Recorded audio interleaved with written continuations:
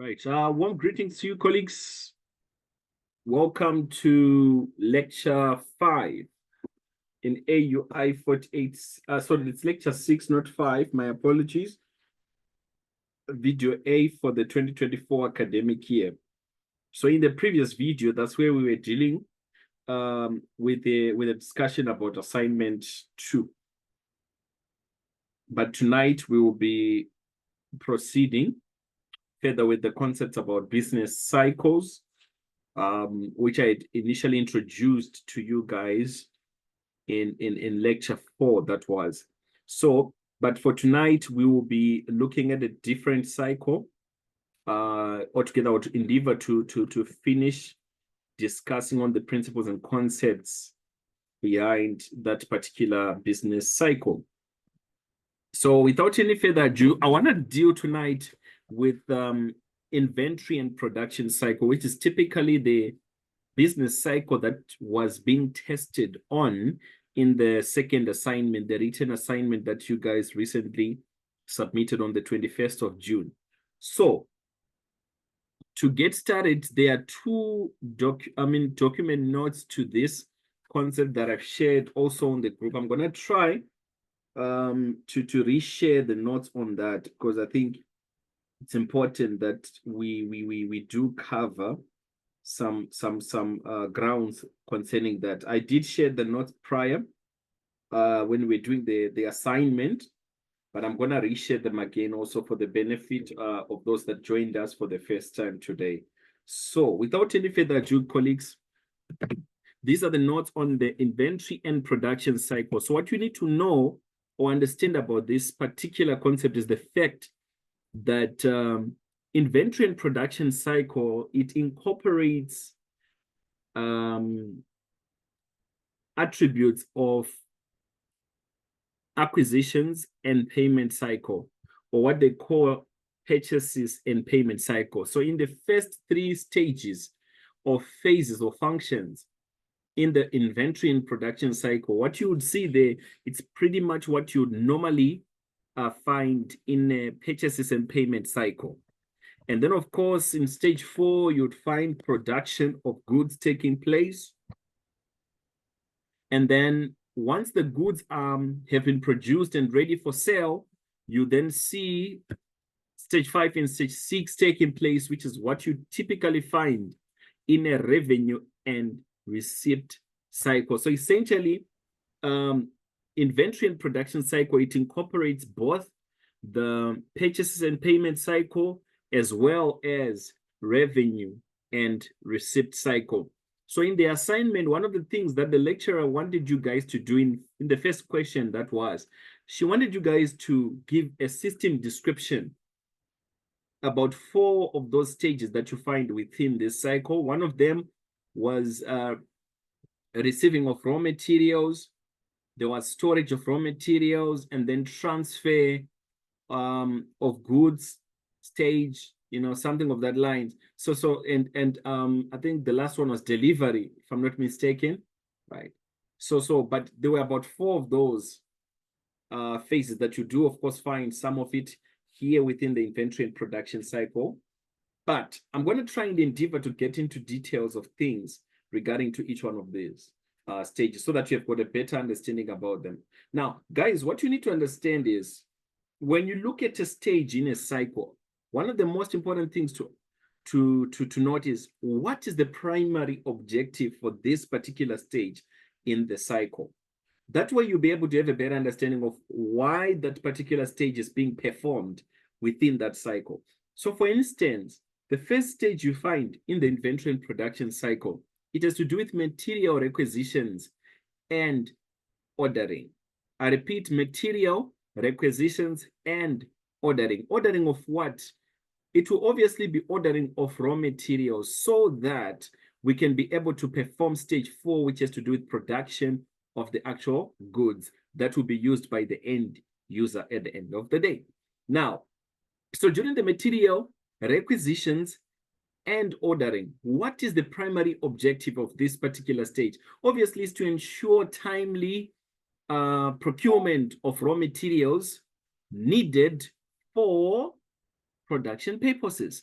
That is the primary objective of material requisition and ordering. I repeat, it is basically to ensure timely procurement of raw materials needed for production purposes. Then the next question you ask yourself is, who are the people involved, or what departments do we find within this particular stage? So obviously, you would normally find the warehouse department, and you also find procurement department. Now, why warehouse, and then also why procurement? The warehouse department is the one that is able to generate the requisition, the purchase requisition of raw materials. Why? Because they are able to keep track of the inventory items in terms of quantity that is available in the organization. So when they see that the inventory levels are actually going lower and lower, or they have reached what they call the reorder point, that's when the material requisition is initiated, and it's initiated by the warehouse department, and then the procurement department, or what they call purchases department in the company, that's the one that performs the duty to order the raw materials with the suppliers.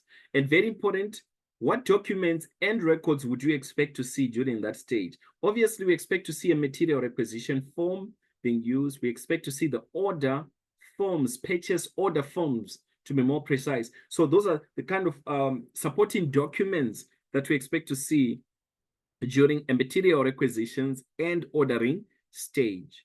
All right. Just to come back to the people and divisions involved, notice we've mentioned the warehouse department, we've mentioned the procurement department, but what individuals do we see within those respective departments? Obviously, we see a warehouse clerk or warehouse clerks in the warehouse department, which is normally headed by what we call a warehouse manager.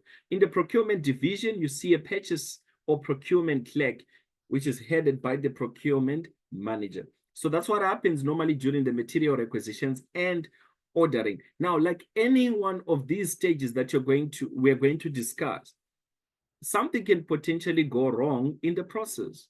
And that's what we call risks, guys. But you see, the way I portrayed them in the notes, I did not give you like a fully described or fully descripted risk description, the way you're supposed to be writing it when you are responding to an actual question. But I gave you like what I call pointers, so that you at least have an idea to say, oh, this is what could potentially go wrong when we are procuring raw materials, for example. So obviously, amongst others, here are the potential risks that could occur.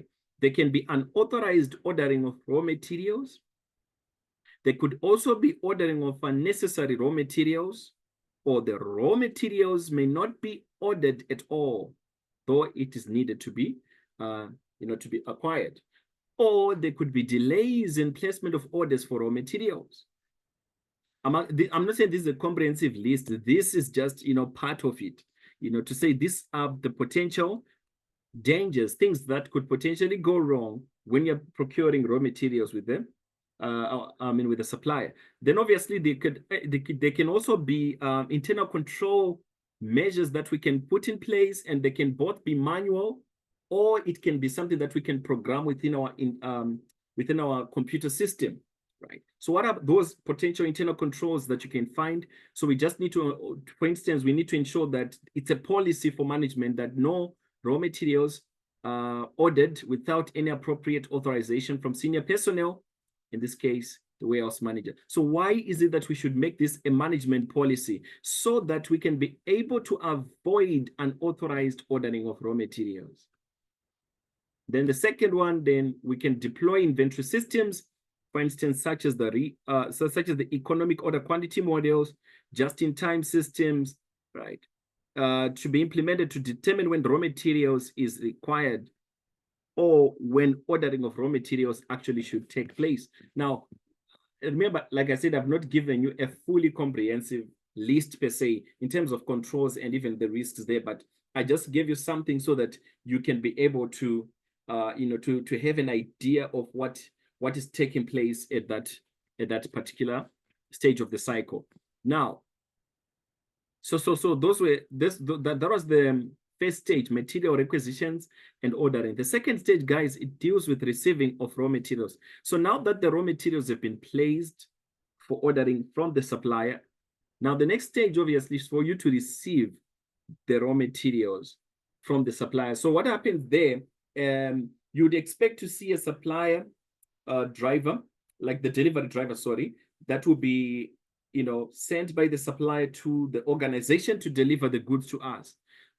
So those are the people that you would see getting involved. So we see in terms of departments, we see the receiving area or the receiving section being involved. Now, the receiving section, guys, is just a part of the warehouse department. So again, in fact, stage 1 to stage 3 of the inventory and production cycle, all of this, it's part of warehousing.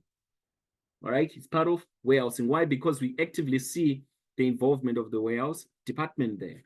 So anyways, but in terms of specific individuals, you see a receiving clerk, you also see a security personnel, you also see the delivery driver being actively involved in the process. Now, what form of documents would you expect to see at that stage? Definitely, we expect to see delivery notes, which is an external document that is coming from the driver that has been sent by the supplier. We also expect to see a copy of the order form, a copy that has been initiated, remember, at stage 1. So these documents that you saw here, which I've mentioned about, they are circulated to different departments for different reasons. Then there is one, of course, one of the copies that have to be maintained at the, at that section within the warehouse, for instance, and even the purchases department. The purchases department also have to maintain a copy. Why? For record keeping purposes. No wonder here I'm talking about documents and records. So those documents, they would actually make up records that we can use for accounting, recording purposes, right? So obviously we then see in terms of documents again, a copy of, okay, so the copy of the order form, the goods received note is the one that we have to generate. Notice that during the receiving process, colleagues, you have to match your supporting documents, all right? Your supporting documents against the actual goods that have been received from the supplier. And of course, you match it to the delivery note. So when I'm saying supporting documents, I'm referring to this and that. That's what you'll be having when you're receiving the goods. Then the driver would bring the delivery notes accompanied with the goods that you have acquired. So now, during that process, you need to match those documents, the 3, before you can generate a goods received note. Because a goods received note, it's simply a document stating that we acknowledge what the supplier has delivered to us. And what we are accepting, we're accepting it on the grounds that the goods are in correct quantities, correct correct descriptions, correct quality, etc., and that the delivery was a complete or a full delivery, not an incomplete delivery. Right. So that's what happens during the receiving of raw materials. Now, like any other stage in the cycle, something could potentially go wrong. That is, if, for instance, we've got no proper policies in place, or we don't have proper sufficient systems that have been deployed to manage that stage adequately. So for instance, during the receiving process, theft could be perpetrated by the staff. Late delivery of raw materials could take place. Raw materials may not be received at all, or they can be receiving of inferior quality goods or goods that are damaged. That can also potentially happen. That is if, in particular, the personnel that is receiving the goods have not been properly trained. All right. And then also we could accept short deliveries as complete deliveries. All these are potential dangers that can take place during the receiving stage of raw materials. Now, why am I explaining all these things? Because in the context of an exam, what you can find, or even in the context of an assignment, they can potentially ask you people to identify risks in the system description, and they can also ask you guys to give internal control measures that can be put in place in order to address those risks. You see, so that's why I'm making sure that I explain some of those things to you. Right. Then stage number 3, colleagues, deals with storage of raw materials. Now that the raw materials have been received, the next step that needs to happen is to transfer those raw materials to the storage section. Again, like I said, this is part of the warehouse. So a warehouse department, colleagues, it's one that is divided in terms of sections. So there's a section where inventory items in terms of raw materials, that's where it will be received, right? And that's the receiving area. That's what we have in stage 2. Then there's a section in the warehouse again, where once you have received the raw materials, you have to store it somewhere until it is needed for production purposes. So we call that the storage of raw materials. So it's the storage section anyways. Then there's what we call dispatch section also in the warehouse department. Normally that is when we are selling, the finished goods normally. That's where we have a dispatch section. Right, but I want to talk about the storage of raw materials here, guys. So you see again the warehouse department's involvement, and then obviously we might potentially also have a security personnel in place, but normally because of the advancements of technology and ways of doing things in terms of the fourth industrial revolution that we are in, we see, for instance, the use of CCTV cameras. We also see the use of inventory tags and all those things, being deployed to make sure that there is no theft perpetrated in the warehouse section, right? And so, in terms of documents and records, what do we see being used here at the storage section? So obviously, we expect to see what we call inventory transfer slips, or what we call inventory transfer notes. I repeat, inventory transfer notes, or inventory transfer slips. It's one and the same thing. It's just a document that is used to record whenever you move raw materials from storage and when you're transferring it to production. So they make use of what we call transfer notes or inventory transfer slips, right? And now this movement of inventory now from storage to the next stage, which is of course production, normally has to be done on the basis of production schedules or on the basis of a production plan. So we don't just randomly move raw materials from storage to production without any appropriate substantiative evidence as to why raw materials should be taken to production. There has to be enough evidence in writing, for that matter, to prove that indeed raw materials is needed for production purposes. And that's the way production schedules come into the picture. In terms of risks, again, there's a risk of theft there at the storage section. So no wonder the use of CCTV cameras, they have to be there, and monitoring of access control, especially to that section of the warehouse, have to be controlled, and of course then custody controls, which is where we then have CCTV cameras in place, and also sometimes even the presence of a security personnel, something like that. So all of those things are there to alleviate, to alleviate theft, right? And then of course to also avoid unauthorized transfers to production. And then of course the fact that raw materials would also become obsolete means it can actually get damaged and it may no longer be fit for use for production purposes. All those things are potential dangers, potential risks that organizations face almost on a day-to-day basis, depending on the industry and sector that they are functioning in.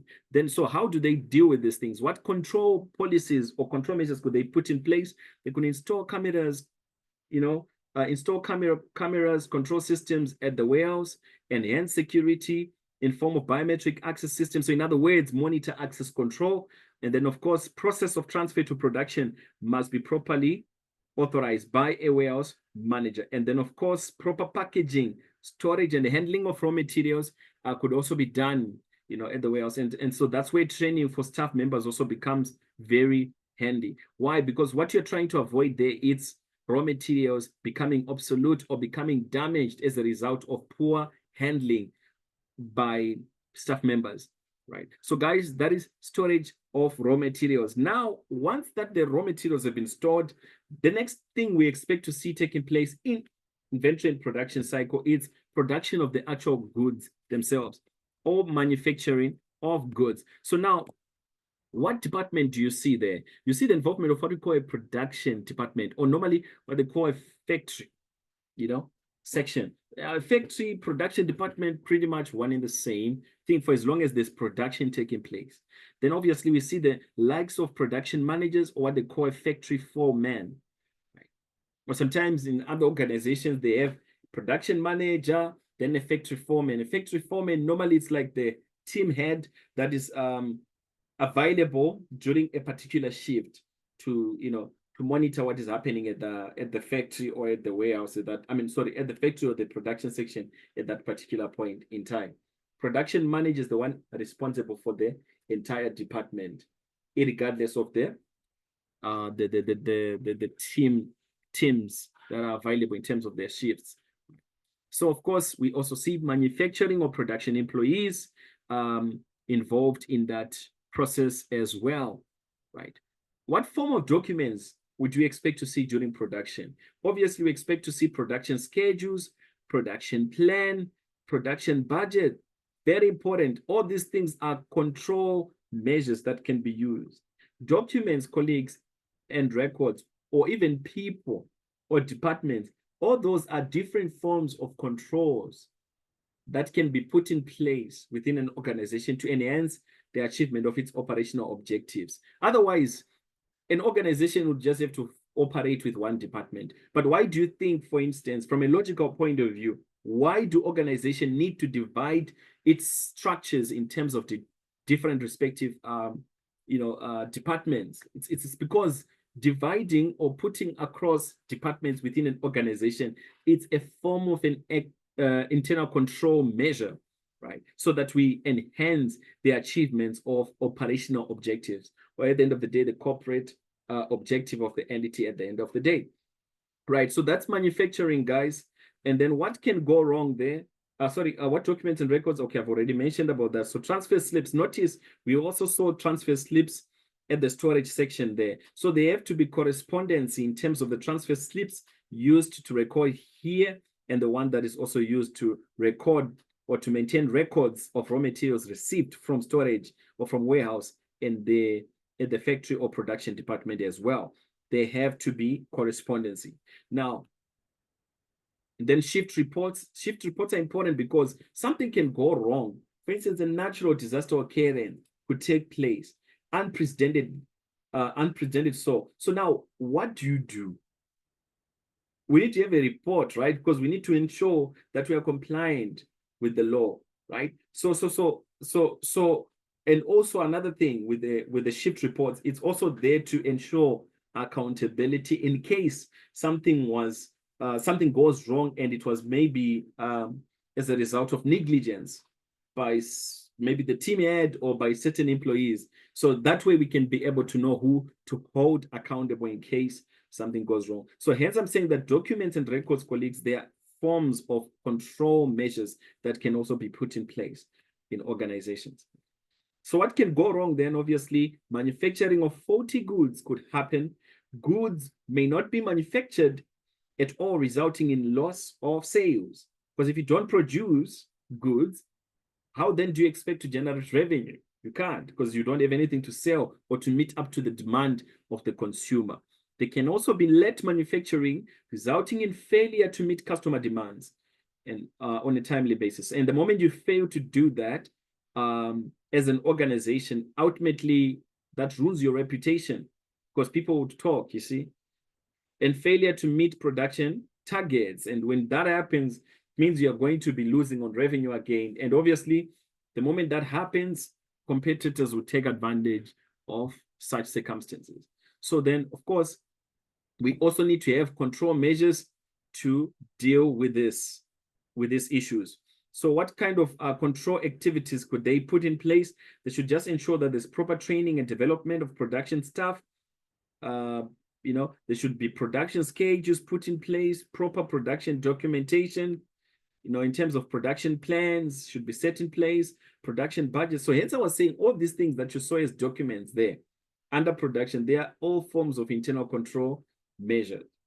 Also, health and safety controls should be drafted and induction process should be, or drills, they call them, I don't know if it's process drills or what, but it happens especially in mining companies, like where they do safety drills, like maybe 3 times or once per year, just to make sure that people are familiar with safety drills in case something goes wrong. They need to be able to know what to do under those circumstances, right? And also insurance, because even during production, something can just happen that is unprecedented. Think about what happened in Durban I believe, if I'm not mistaken, it's in 20, is it 2021 or 2022, between those 2 years. I can't recall exact timeline, but there was flooding that just happened out of nowhere. So think about if you're the Wales area that is situated in that location and you have no insurance in place,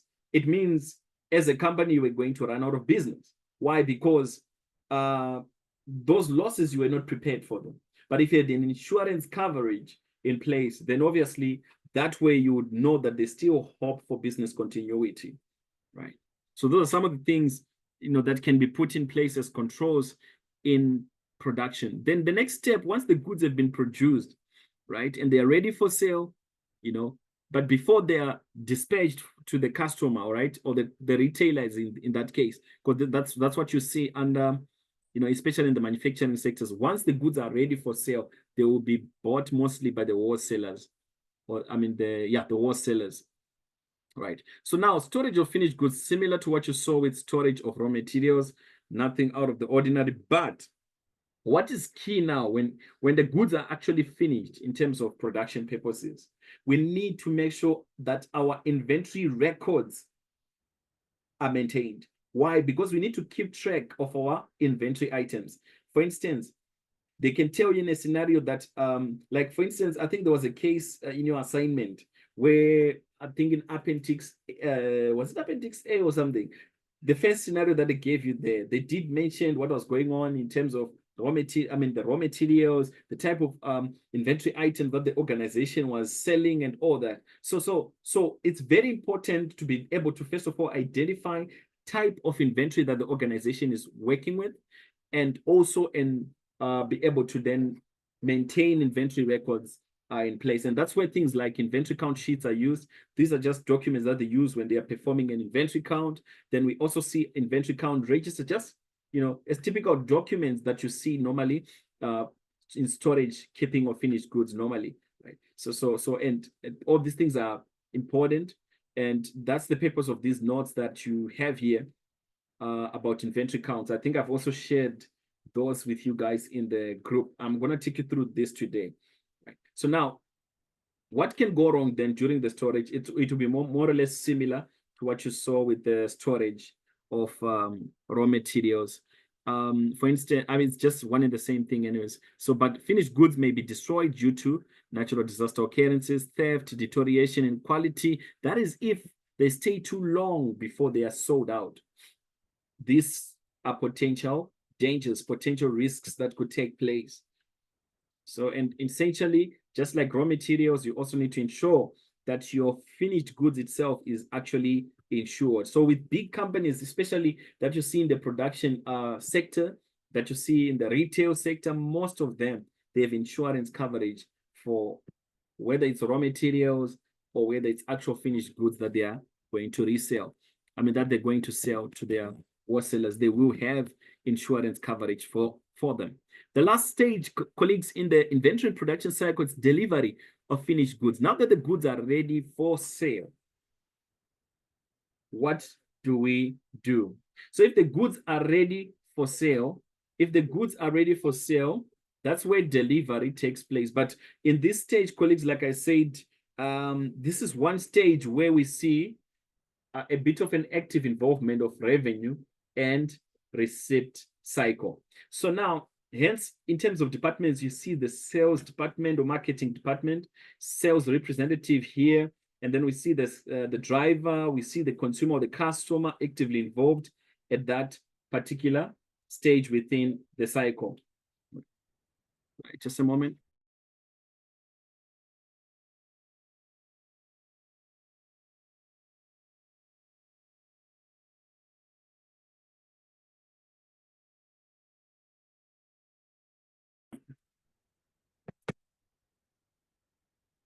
Right.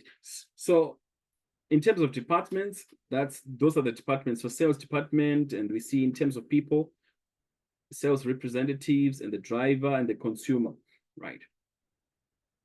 So, but I'll deal more about this in detail when I deal with revenue and receipt cycle next.